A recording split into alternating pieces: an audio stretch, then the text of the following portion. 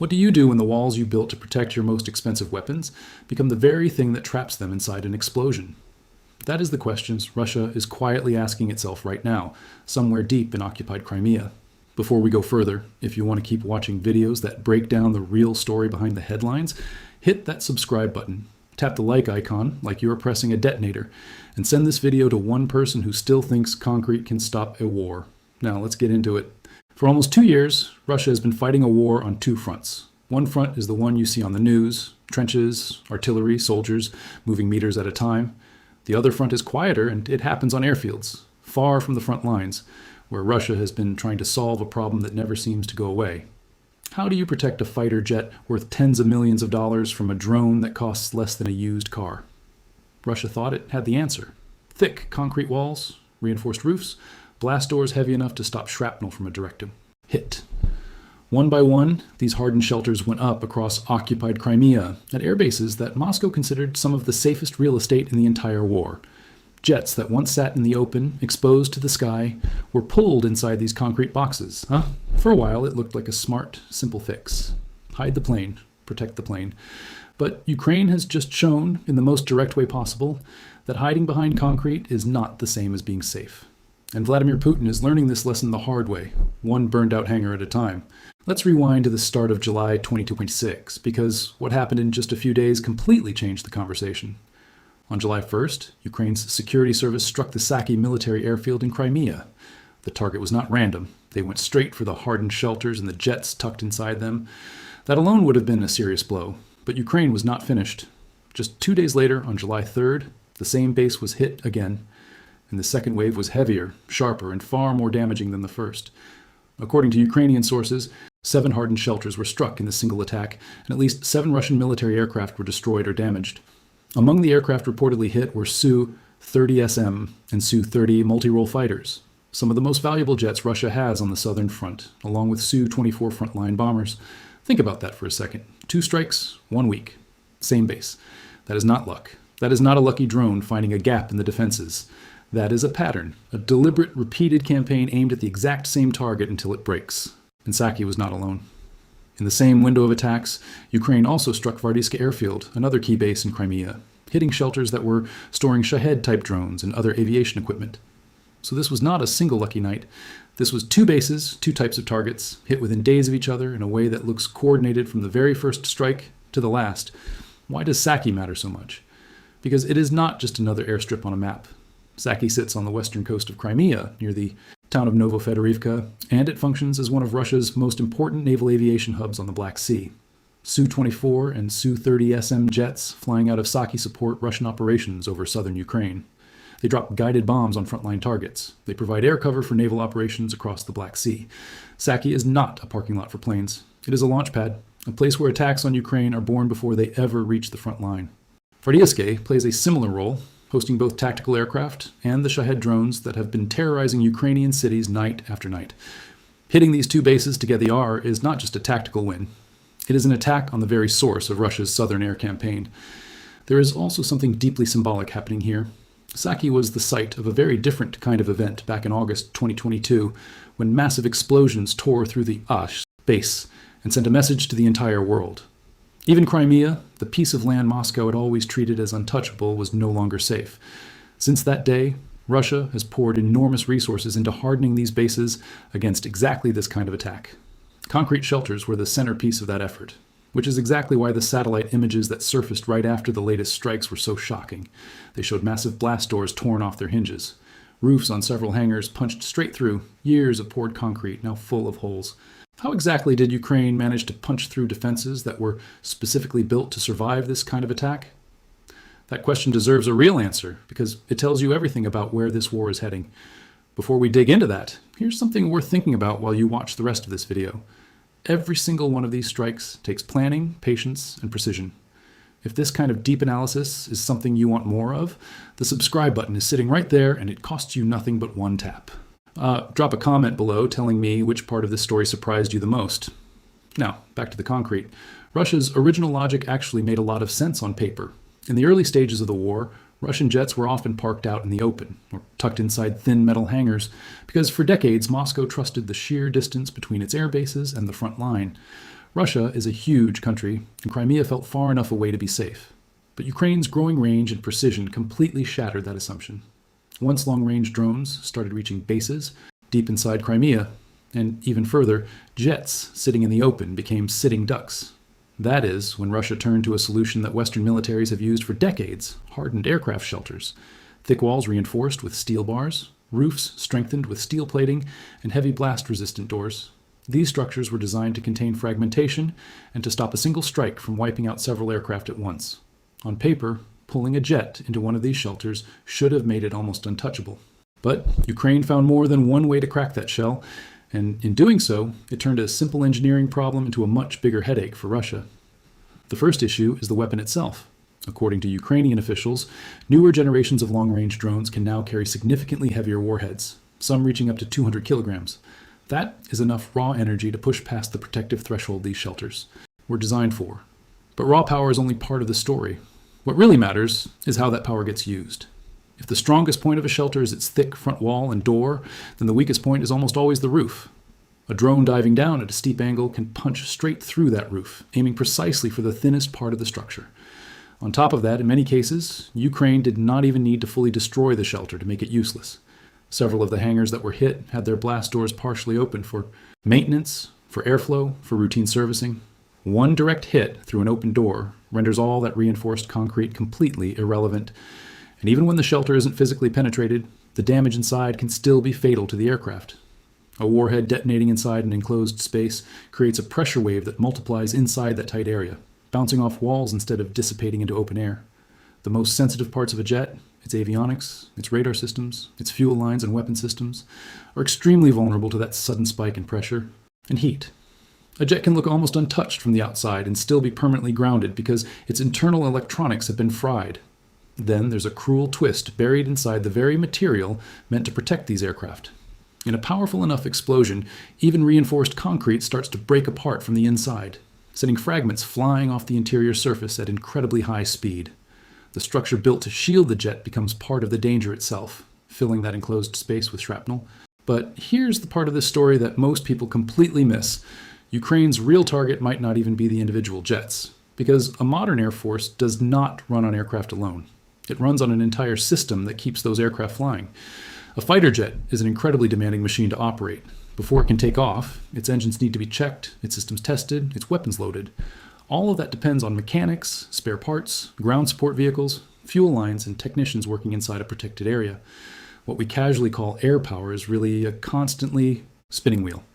A jet gets refueled, armed, launched, strikes its target, returns to base, and gets refueled and rearmed again by an exhausted ground crew, ready for the next mission. What Ukraine is actually attacking is that wheel itself. To stop it from spinning, you don't need to shoot a jet out of the sky. You just need to destroy a hangar, a maintenance workshop, a fuel depot, or ground equipment, and suddenly the entire rhythm of that base breaks down. In this logic, a jet that cannot take off today is just as useless to Russia as a jet that never existed at all. And slowing down that wheel has a direct effect on the war being fought on the ground, because the jets taking off from bases like Saki and Vardiska are not flying for no reason. They're carrying one of the most feared weapons on the front line, guided glide bombs. These are ordinary heavy bombs that get transformed into precision weapons, capable of gliding for dozens of kilometers, thanks to add-on wing kits and guidance systems. A Russian jet can release these bombs from a safe distance without ever coming close to the front line and still flatten Ukrainian positions with devastating accuracy. This is exactly where everything connects. If a burning hangar in Saki grounds a handful of Russian jets for a few days, that could translate into fewer glide bombs falling on a Ukrainian unit at the front. It is obviously not a perfect one-to-one equation, but the underlying logic is clear. When the number of Russian sorties drops, the volume of fire hitting the front line theoretically drops with it. In a war of attrition, where progress is measured meter by meter, these small differences accumulate over time and eventually show up in real results on the ground. And that's only the military side of the equation. There's also an economic side to every jet Russia loses, and the math here is brutal, and it is working entirely against Moscow. The numbers lay this imbalance out in the clearest possible way. Long-range drones used by Ukraine typically cost somewhere between $50,000 and a few $100,000, depending on the model and payload. Compare that to the price of a Su-30SM multi-role fighter, the exact kind of jet these drones are targeting, which runs somewhere between $35 and $50 million depending on configuration. And it's not just the aircraft that gets lost. Often the pilot goes down with it, someone who spent years being trained for exactly this role. Training a fighter pilot is a process that takes almost as long and costs almost as much as building the aircraft itself. Replacing a lost jet is an entirely separate and much deeper problem for Russia, because the production of aircraft like the Su-30 sits directly in the crosshairs of Western sanctions. Yakovlev, the company that manufactures these jets, along with Su-30 production specifically, has been explicitly placed on sanctions lists. But the real damage runs deeper than the label on a document. For years, the interior of these jets, from navigation equipment to flight control computers, relied heavily on components imported from Western companies. When sanctions slammed that door shut, Russia turned to shadow supply networks running through countries like the United Arab Emirates, Turkey, and China. Those networks are still operating today. According to one investigation, more than 4,000 shipments of parts have reached Russia over roughly 3 years through these channels. But this is not a sustainable fix. Parts arriving through these routes are frequently uncertified, with unpredictable lifespans, and they keep getting more expensive. On top of that, this uncertainty adds a real safety risk to every aircraft flying with these components inside it. So can Beijing simply fill this gap completely? Only partially. Chinese exports of aviation parts to Russia have roughly quadrupled since the war began, approaching an annual value close to $1 billion. But China has not yet been able to offer a reliable substitute for Western technology, especially in the most critical areas, like engines and advanced avionics. According to analysts, that kind of full replacement is unlikely to mature before the end of this decade at the earliest. What emerges from all of this is a patchwork system keeping Russian jets flying, one that is wearing down with steadily declining reliability. This imbalance leaves Russia stuck between two bad options. The first is keeping jets at forward bases close to the front, like Saki. This allows a fast response for combat missions, but it leaves those aircraft sitting inside the growing reach of Ukrainian drones. The second option is pulling jets much further back into supposedly safer zones. That protects them, but it comes with an entirely different set of costs. Longer flights wear down engines and airframes faster, increase maintenance demands, and reduce how many missions a jet can fly in a single day. Pilots spend hours just getting to the front before they can even begin their mission. And then there's fuel. Like with Ukraine's ongoing strikes on Russian refineries, flying jets from much further away, over much longer distances, adds even more strain to an already stretched fuel supply chain. This is exactly the pressure Ukraine is applying on Crimea, and it is part of a much larger, deliberately planned campaign that goes far beyond isolated strikes. Quick pause here, because this next part matters. If you've made it this far, you clearly care about understanding the full picture, not just headlines. So do me a favor, smash that like button right now, not because I'm asking nicely, but because it genuinely helps this video reach more people who want the same depth of analysis. All right, let's keep going. And this campaign even has a name and a timeline attached to it. Toward the end of June, President Zelensky launched a 40-day operation designed to increase pressure on Moscow. This is not a random string of attacks. It is described as a deliberate influence operation aimed at pushing Moscow toward ending the war. The core of this operation involves long-range strikes on high-value targets, and the attacks on Saki and Vardiski in Crimea are simply the most visible pieces of a much wider effort. The military thinking behind this campaign also has a name: parallel operations. In a traditional approach, attacks happen one after another. You hit one group of targets, wait to see the result, then move on to the next. Parallel operations instead put pressure on multiple points of an enemy system at the exact same time. The goal is not to destroy a single target, it is to shake the entire system all at once. An airbase, the radar protecting it, the power line feeding that radar, and the refinery supplying fuel to jets launching from that base, these are all gears in the same war machine. When all of them get hit simultaneously, the enemy has far less time to repair damage, shift resources, and convince anyone that the situation is under control. Ukraine is achieving this without a massive air force of its own, relying instead on a much cheaper toolkit combining drones, missiles, sabotage, and special operations. A key reason this approach works so well against Crimea's air bases comes down to the sequence of the attacks. Before Ukraine strikes a base directly, it typically goes after the air defense systems protecting it first. According to reports, hundreds of Russian air defense systems and radars were destroyed, or damaged in ways that were visually confirmed in 2025 alone. Every radar that goes dark opens a new gap in the protective umbrella sitting over Crimea. All of these tactical successes are actually masking something much deeper: a structural wound that is quietly bleeding Russia dry. Russia's ability to replace the jets it is losing is weak, and not just because of sanctions. There's a far more fundamental reason behind it.